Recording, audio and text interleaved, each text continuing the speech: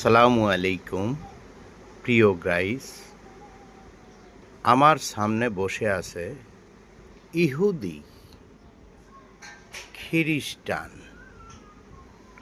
বৌদ্ধ, সাঁওতাল, গারো, হিন্দু।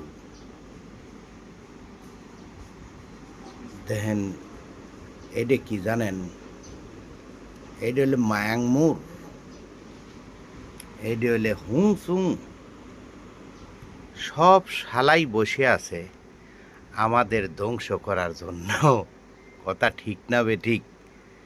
তা আমরা চাই এই শালাদের সবাইকে সবাইকে ধাক্কা দিয়ে সরায় দিতে। কি বলেন? একমত থাকলে কমেন্টে জানান। এই শালাদের আমরা লাথি দিয়ে সরা দেব। এই শালারা আমাদের ধ্বংস করে দিচ্ছে। কথা ঠিক না বেঠিক?